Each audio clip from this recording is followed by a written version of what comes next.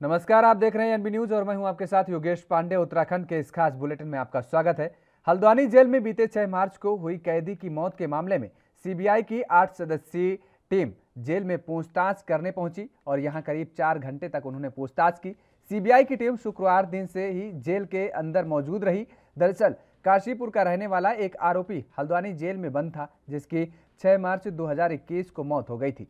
मृतक की पत्नी के आरोपों पर अदालत ने जेल के बंदी रक्षकों पर मामला दर्ज करने का आदेश दिया और जिसके बाद मामले की सुनवाई नैनीताल हाईकोर्ट में हुई और हाईकोर्ट ने इस मामले की सीबीआई जांच कराने का आदेश दिया था। हाईकोर्ट के आदेश के बाद मामले की जांच तेजी में चल रही है और जिसके चलते सीबीआई की टीम गुरुवार देर शाम हल्द्वानी जेल पहुंची और लगातार जेल में पूछताछ कर रही है। 8 लोग आए हैं, कल से जांच चल रही है। इसके ज़्यादा अभी इस प्रकरण में मैं कुछ बता नहीं। किन किन से पूछताछ हो रही है? कुछ ऐसा अभी ये सब मामला गोपनीय है। सर, पूरे मामले का विस्तार से बताइए। नहीं, कब का मामला था ये? कब का मामला? मार्च का है। क्या हुआ था? मार्च को बंदी की मृत्यु हुई थी। उस संबंध में माननीय उच्च न्यायालय ने सीबीआई जांच के आदेश दिए थे। उसी प्रकरण में जांच चल रही है। ठीक। आम आदमी पार्टी के नेता रविंद्र जुगरान ने एक पत्रकार वार्ता के दौरान युवाओं को रोजगार देने के मामले पर बीजेपी की सरकार पर जमकर हमला बोला। रविंद्र जुगरान ने कहा कि उत्तराखंड की डबल इंजन सरकार युवाओं को पूरी तरह रोजगार देने में नाकाम साबित हुई है। पिछले 4.5 सालों में बीजेपी ने सिर्फ मुख्यमंत्री बदलने का काम किया है, जबकि युवा रोजगार के लिए सड़कों पर भटकते रहे। 2017 के विधानसभा चुनावों में युवाओं को रोजगार के वादे को लेकर प्रचंड बहुमत की सरकार बीजेपी ने बनाई और 6 महीने के भीतर सभी रिक्त पदों को भरने के साथ नए पदों के सृजन का भी दावा किया था। लेकिन पिछले 4.5 सालों में दोनों मुख्यमंत्रियों ने युवाओं को सिवाय झुंझुना के कुछ नहीं दिया। प्रचंड बहुमत की सरकार ने 4.5 वर्षों में पूर्व 2 मुख्यमंत्रियों ने हर वर्ष ये कहा कि हम इस वर्ष को रोजगार वर्ष मना रहे हैं, लेकिन 4.5 वर्षों में 1000 विज्ञप्ति भी नहीं निकली। 50,000 पद रिक्त हैं समूह ग घ और इससे नीचे के। पीसीएस की परीक्षा 5 साल से नहीं करा पा रहे हो, विज्ञप्ति नहीं निकल पा रही है। 2016 के बाद से विज्ञप्ति नहीं निकली। जो सीएमआई के मानक हैं, जो आंकड़े हैं, वो बता रहे हैं कि पिछले 4.5 वर्षों में बेरोजगारी 5 गुना अधिक बढ़ गई है।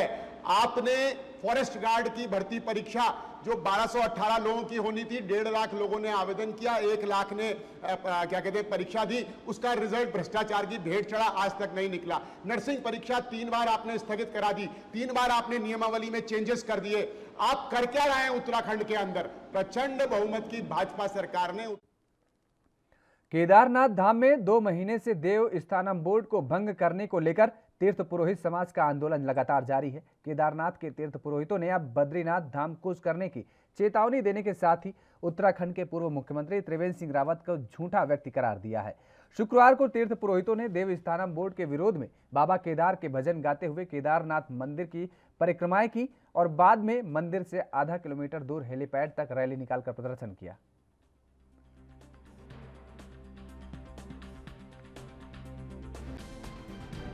जय श्री केदार। पूर्व मुख्यमंत्री त्रिवेंद्र सिंह रावत जी कहते हैं कि प्रधानमंत्री जी ने कहा है कि 4 धाम में देवस्थानम बोर्ड लगना चाहिए। ये इतना झूठा आदमी है। माननीय प्रधानमंत्री ने नहीं कहा है कि देवस्थानम बोर्ड जो है 4 धाम में लागू होना चाहिए। ये मुख्यमंत्री एकदम झूठा है और ये कान खोल के सुन ले। हम चारों धामों के लोग इसका विरोध करते रहेंगे और बाबा से ही प्रार्थना करेंगे कि तत्काल इस ब्रह्म द्रोही को जो है कुछ न कुछ श्राप मिलना चाहिए। चारों धामों के तीर्थ पुरोहित इसको श्राप देने के लिए बाध्य होंगे। जय श्री केदार। तो केदारनाथ धाम में 2 महीने से देवस्थानम बोर्ड को भंग करने को लेकर तीर्थ पुरोहित समाज का आंदोलन लगातार जारी है। केदारनाथ के तीर्थ पुरोहितों ने अब बद्रीनाथ धाम कूच करने की चेतावनी देने के साथ ही उत्तराखंड के पूर्व मुख्यमंत्री त्रिवेंद्र सिंह रावत को झूठा व्यक्ति करार दिया है। शुक्रवार को तीर्थ पुरोहितों ने देवस्थानम बोर्ड के विरोध में बाबा केदार के भजन गाते हुए केदारनाथ मंदिर की परिक्रमाएं की और बाद में मंदिर से आधा किलोमीटर दूर हेलीपैड तक रैली निकालकर विरोध प्रदर्शन भी किया।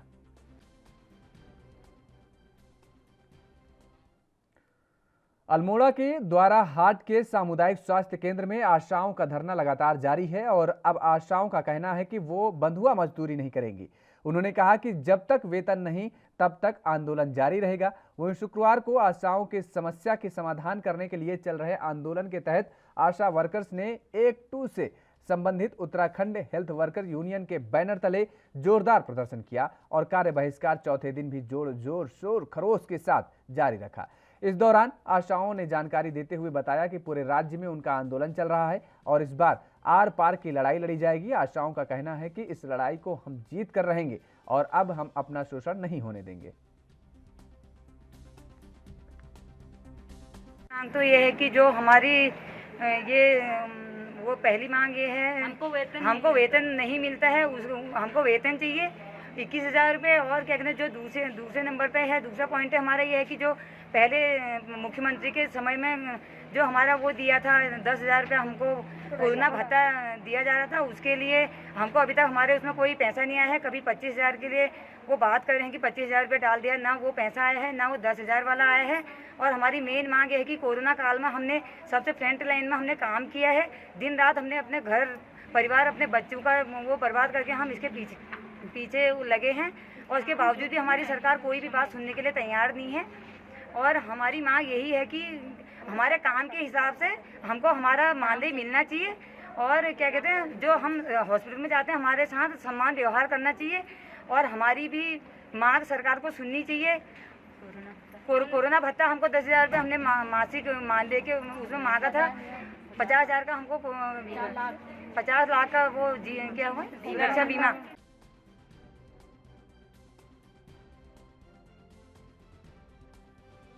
तो अल्मोड़ा के द्वारा हाट के सामुदायिक स्वास्थ्य केंद्र में आशाओं का धरना लगातार जारी है और अब तक आशाओं का कहना है कि वो अब बंधुआ मजदूरी नहीं करेंगी।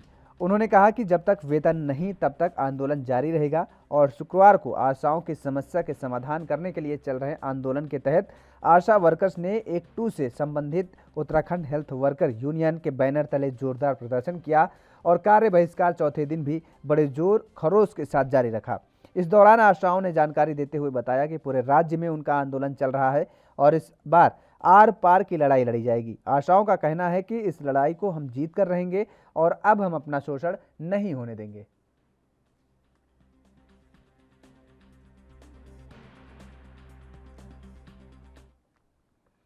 आशा वर्कर्स का कार्य बहिष्कार और धरना 5वें दिन भी जारी रहा। धरना प्रदर्शन का समर्थन Uttarakhand Congress social media department में प्रदेश अध्यक्ष शिल्पी अरोरा और युवा कांग्रेस के प्रदेश सचिव किशोर हालदार ने दिया। इस दौरान Uttarakhand Congress social media department की प्रदेश अध्यक्ष शिल्पी अरोरा ने कहा कि बीजेपी ने केवल इन 5 वर्षों में मुख्यमंत्री बदलने का महत्वपूर्ण कार्य किया है और विकास के नाम पर बीजेपी ने कोई कार्य नहीं किया है, जिससे आम लोग और बेरोजगार परेशान हैं। वहीं इस मौके पर युवा कांग्रेस के प्रदेश सचिव किशोर हालदार ने कहा कि आशा वर्कर्स की मांग जायज है। आशा वर्कर्स ने कोरोना का रण में बहुत महत्वपूर्ण कार्य किया है, सरकार को इनकी मांगों को मान लेना चाहिए।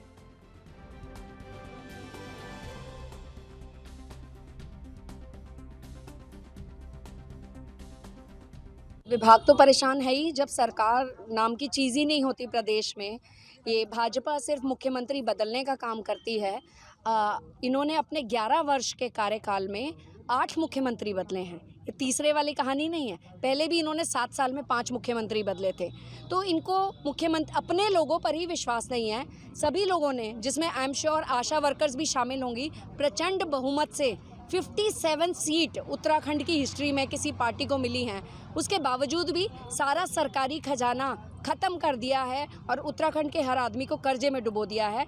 आशा वर्कर्स जो हैं, आप देख रहे हैं, सारे कोरोना काल में अपनी जान पे खेल कर, अपनी जान की बाजी लगाकर लोगों में पहुंची और उन्होंने लोगों की मदद करी, लोगों की जानें बचाई। इनमें से खुद कितनी बीमार हो गई और कितनी चली भी गई, इसके बावजूद भी लगातार कुछ दिनों से अपनी मांगों को लेकर धरने पर बैठी है। इस सरकार के लिए बड़े दुर्भाग्य की बात है कि इस कोरोना काल में अगर सबसे ज़्यादा जान जोखिम में डालकर अगर काम किया है तो इन आशा कार्यकर्ताओं ने किया है। और आए दिन कोई ना कोई नए नियम के तहत इनको कभी टीकाकरण, कभी कहीं पे भेजा जाता है। ऐसे भी रात के 12 बजे अगर कोई प्रसव पीड़ा होती है तो सबसे पहले ये आशा कार्यकर्ती को ही जाती हैं। तो ऐसे समय में इन लोगों की मांगों को लेकर अगर ये धरने पर बैठे हैं और कोरोना काल जैसे समय में ये लोग धरने पर बैठे हैं, ये सरकार की नाकामी को दर्शाता है। बड़कोट नगर पालिका परिषद में कार्यरत अधिशासी अधिकारी इन दिनों सुर्खियों में हैं। अधिशासी अधिकारी के खिलाफ सभी कर्मचारियों का गुस्सा गुरुवार को तब फूट पड़ा जब ईओ ने कुछ सफाई कर्मचारियों को सेवा से हटाने की बात कही। इस बात को लेकर नगर पालिका के सभी सफाई कर्मचारियों ने हड़ताल शुरू कर दी और जिसका बुरा असर नगर में जगह जगह फैले कूड़े के ढेरों से लगाया जा सकता है। इधर हड़ताल के दूसरे दिन माहौल इतना तनावपूर्ण हो गया कि माहौल को शांत करने के लिए उपजिलाधिकारी बड़कोट चतर सिंह चौहान के पुलिस प्रशासन के साथ नगर पालिका परिषद में आना पड़ा, जहां काफी वाद विवाद के बाद भी मामला नहीं सुलझ पाया और नगर पालिका अध्यक्ष अनुपमा रावत के नेतृत्व में सभी सभासद और कर्मचारी ईओ बड़कोट नगर पालिका के ट्रांसफर को लेकर एकजुट नजर आए। मामला इतना गर्मा गया कि नगर पालिका अध्यक्ष, सभासद और सभी कर्मचारियों की ओर से ऑफिस में तालाबंदी कर उपजिलाधिकारी बड़कोट के माध्यम से संयुक्त रूप से मुख्य सचिव उत्तराखंड और जिलाधिकारी उत्तरकाशी को ईओ को हटाने के लिए ज्ञापन भेजा गया।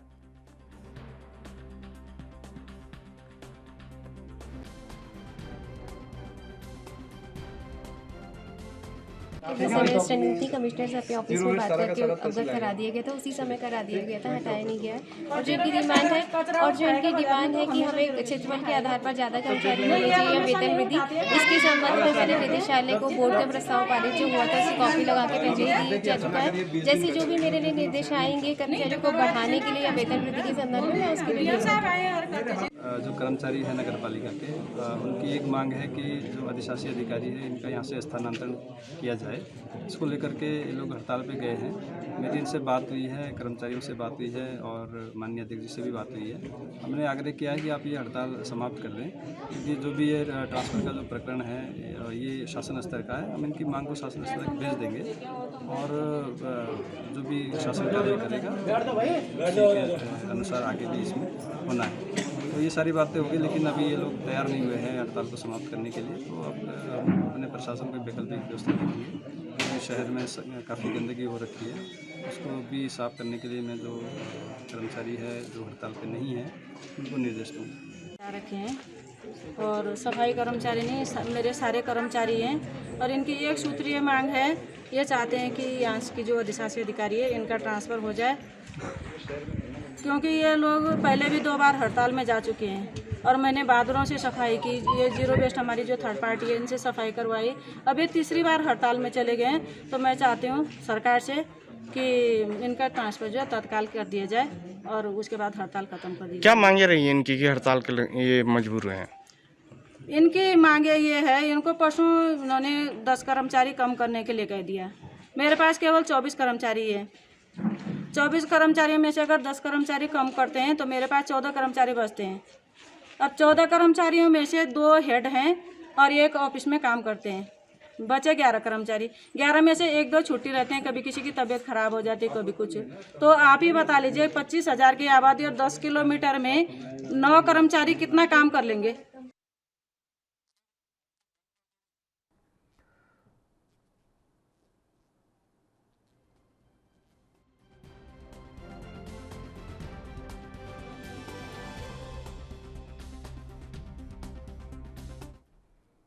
नवनियुक्त अल्मोड़ा जिलाधिकारी वंदना सिंह ने कलेक्ट्रेट सभागार में पहली पत्रकार वार्ता की, जिसमें पत्रकारों ने जनपद की सभी समस्याओं को उठाया और इस मौके पर जिलाधिकारी ने जनपद की समस्याओं के समाधान के लिए त्वरित कार्रवाई करने का आश्वासन भी दिया। इसके साथ ही उन्होंने अल्मोड़ा में पेयजल, यातायात और अतिक्रमण की समस्या से निजात दिलाने के लिए विभागीय स्तर पर कार्रवाई करने की बात भी कही।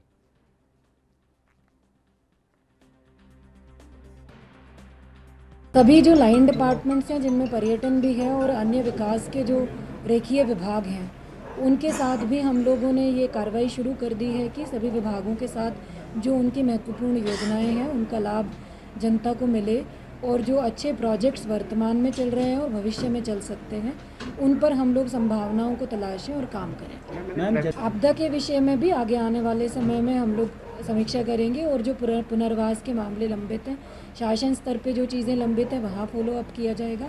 जो चीज़ें जनपद स्तर पर लंबित हैं उनका जनपद स्तर पर ट्रैफिक कंट्रोल की बात भी है, किस मोड पे आप यातायात के विषय में ऑलरेडी आप लोगों ने काफ़ी सारी चीज़ें मेरे संज्ञान में ला दी है, जिसमें व्हीकल्स की पार्किंग का इशू है और जो सड़कों के किनारे व्हीकल पार्क होते हैं उसका इशू भी है और जो कंजेस्टेड बाजार हैं उनके मामले भी आप लोगों ने मेरे सामने लाए हैं।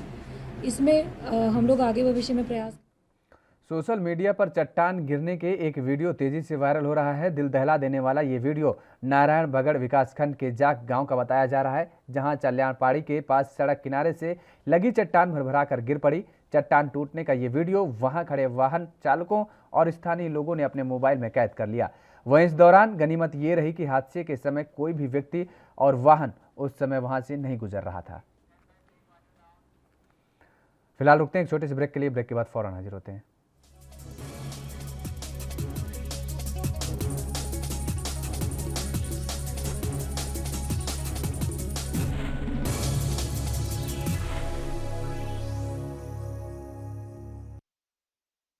ब्रेक के बाद एक बार फिर आप सभी का स्वागत है। खबरों में आगे बढ़ेंगे। लक्सर के पास भुरनी रोड पर आमने सामने से आ रहे एक ट्रैक्टर और बाइक की जोरदार टक्कर हो गई। इस टक्कर में बाइक सवार 2 युवकों में से एक की मौके पर ही मौत हो गई, जबकि दूसरा गंभीर रूप से घायल हो गया। घायल को उपचार के लिए हायर सेंटर भेजा गया। उधर मामले की जानकारी मिलते ही पुलिस भी मौके पर पहुंच गई और शव को कब्जे में लेकर पोस्टमार्टम के लिए भेज दिया, जबकि घायल को उपचार के हायर सेंटर भेजा गया। फिलहाल पुलिस ने ट्रैक्टर को कब्जे में ले लिया है और चालक की तलाशी जारी है।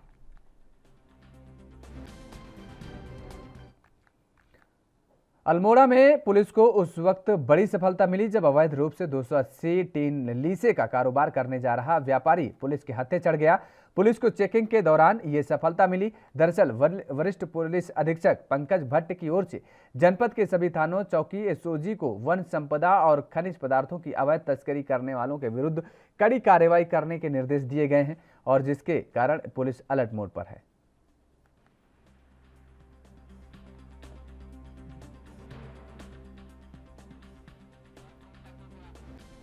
तो ये बड़ी कार्रवाई मिली है पुलिस को। आपको बता दें कि ट्रांजिट कैंप थाने क्षेत्र से जिस तरीके से 280 टीन लीसे का कारोबार करने का व्यापारी को पकड़ा है। अल्मोड़ा पुलिस को चेकिंग के दौरान ये बड़ी कार्रवाई मिली है और लक्सर का मामला है। ये पूरा अल्मोड़ा का मामला है। अवैध लीसे की 280 टीन शराब लीसे के कारोबार करने वाले व्यक्ति को गिरफ्तार किया है पुलिस ने।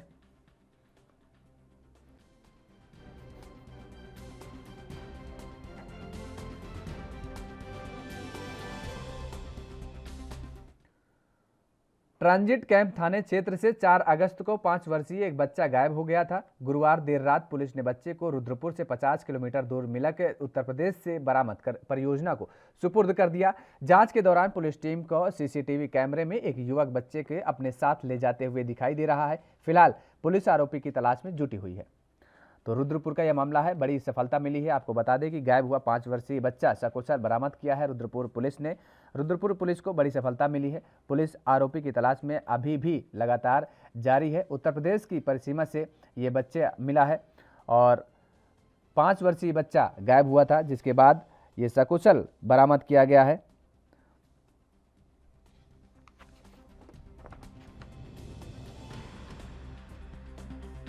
5 तारीख को एक सूचना मिली कि 5:30 बजे के करीब कृष्णा कॉलोनी है ट्रांजिट कैंप में, वहाँ से एक 5 साल का बच्चा गायब हो गया है। जब जानकारी की गई तो पता चला कि 3 भाई बहन हैं और तीनों दुकान पे गए थे सामान खरीदने के लिए। उसमें से 5 साल का बच्चा एक व्यक्ति के पीछे पीछे चला गया और उसके बाद से उसका कुछ पता नहीं चल रहा था। ये जब जानकारी में आया तो इसमें टीम्स बनाई गई और इसमें एक्टिवली काम करते हुए आसपास अनाउंसमेंट किए गए और विभिन्न तरह के माध्यम जो पुलिस के होते हैं उससे पता करने की कोशिश करी गई, लेकिन बच्चे की जानकारी नहीं हुई। लेकिन पुलिस टीम इसमें कंटिन्यूस लगी रही और फिर अगले दिन मिलक से बच्चे को बरामद किया गया है और इसमें हमें सीसीटीवी से भी काफ़ी मदद मिली है। उसकी मदद से ही और लोगों की कोऑपरेशन से ही बच्चा बरामद हुआ है। इसमें मुकदमा रजिस्टर्ड हो चुका है और ये देखा जा रहा है कि बच्चा वहाँ तक कैसे पहुँचा है, इसके बारे में कार्रवाई की जा रही है। उसको तस्दीक किया जा रहा है, उसकी जानकारी की जा रही है, आसपास के लोगों से भी पूछा जा रहा है। जैसे ही तो उधर लालकुआं के गौला रोड पर लगने वाली सब्जी और फल ठेला विक्रेताओं को प्रशासन द्वारा हटाए जाने से नाराज ठेला मजदूरों ने रणनीति बनाते हुए पंचायत की, जिसमें ठेला मजदूरों की समस्याएं सुनने पहुंचे पूर्व कैबिनेट मंत्री हरीश चंद्र दुर्गापाल ने समस्याएं सुनते हुए उपजिलाधिकारी से मामले की जानकारी ली और साथ ही कहा कि वर्षों से लगने वाले ठेलों को नहीं हटाया जाना चाहिए, जिस पर एसडीएम ने वार्ता के बाद ही कोई निर्णय लेने का आश्वासन दिया है और जिसके बाद कल सुबह एसडीएम से मिलकर समस्याओं को रखा जाएगा। इस दौरान पूर्व कैबिनेट मंत्री हरीश चंद्र दुर्गापाल ने कहा कि मजदूर वर्ग के ठेला लगाने वाले लोगों को प्रशासन बिना किसी वजह से परेशान कर रहा है, जिसको लेकर कल उप जिलाधिकारी से मुलाकात की जाएगी। वहीं पूर्व नगर पंचायत चेयरमैन रामबाबू मिश्रा ने कहा कि जब लाइन पार संजय नगर क्षेत्र नगर पंचायत में नहीं आता है तो वहां के कर्मचारी किस आधार पर गरीबों को परेशान कर रहे हैं।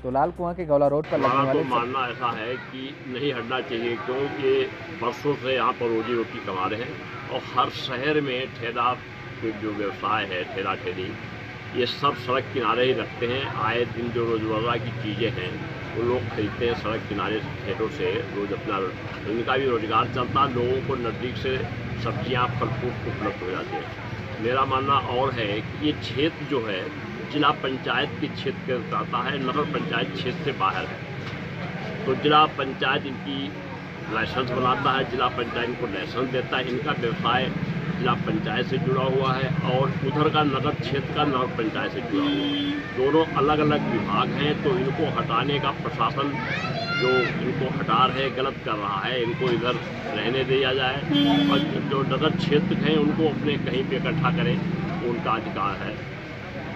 आगे तैयार की जाएगी। जब कल वार्ता अगर एसडीएम साहब से हो गई, इनकी समस्या का हल हो गया तो कोई बात नहीं तो आगे की रणनीति फिर तैयार की जाएगी, क्या करना आगे का होगा।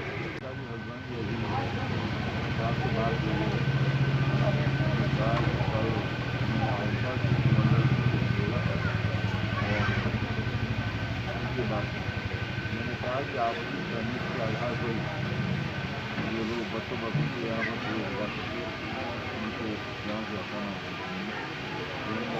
का बिना सहमति उनको हटाना यहाँ से। ऋषिकेश के चंद्रभागा नदी के पास एक होटल के किनारे अचानक 13 फुट लंबा अजगर निकलने से पर्यटकों और स्थानीय लोगों में हड़कंप मच गया। सूचना मिलते ही मौके पर पहुंचे वन कर्मचारियों ने अजगर को पकड़कर जंगल में छोड़ दिया। बता दें कि मामला शुक्रवार दोपहर का है। दरअसल होटल में ठहरे पर्यटकों और स्थानीय लोगों ने अचानक नदी किनारे एक अजगर को देखा। पहले तो अजगर को देखने के लिए लोग उसके करीब पहुंचे और फोटो लेने लगे, लेकिन अजगर ने हल्की सी हरकत क्या की कि लोग खौफ में आ गए और इसके बाद सूचना वन विभाग को दी गई। वन कर्मचारियों ने बताया कि अजगर की लंबाई 13 फीट है और संभवतः नदी के बहाव के साथ अजगर आबादी वाले क्षेत्र में पहुंचा है और इसके साथ ही उन्होंने कहा कि अगर समय रहते अजगर को पकड़ा ना जाता तो ये किसी को अपना शिकार भी बना सकता था, क्योंकि जांच में पता चला है कि अजगर भूखा था। प्रातः लगभग 11 बजे हमें सूचना प्राप्त हुई कि चंद्रभागा होटल के निकट नदी की तरफ एक अजगर है, पाइथन, जिसको हमने सकुशल रेस्क्यू कर जंगल में सुरक्षित छोड़ा। कितनी लंबाई का होगा लगभग? ये लगभग 13 फीट का है। कितना वजन हो सकता है लगभग? ये लगभग वजन इसका होगा 15 से 20 किलो के आसपास। लक्सर के मलकपुर गांव में उस समय हड़कंप मच गया जब खेत में काम करने गए किसान के ट्रैक्टर के नीचे एक विशालकाय मगरमच्छ निकला और इस घटना से किसान काफी डर गया और उसने भागकर अपनी जान बचाई। वहीं इस मौके पर ग्रामीणों ने आरोप लगाते हुए कहा कि वन विभाग कार्रवाई के नाम पर सिर्फ खाना पूर्ति करता है। उधर रिहायशी इलाके में मगरमच्छ निकलने से स्थानीय लोग दहशत में हैं।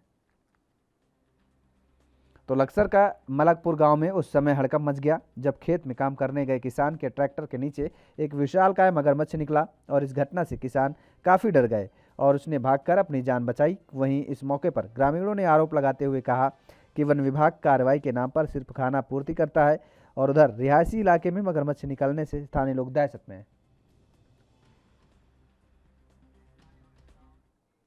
उत्तराखंड के इस खास बुलेटिन में फिलहाल मेरे साथ इतना ही। बाकी खबरों के लिए आप देखते रहिए ANB न्यूज़।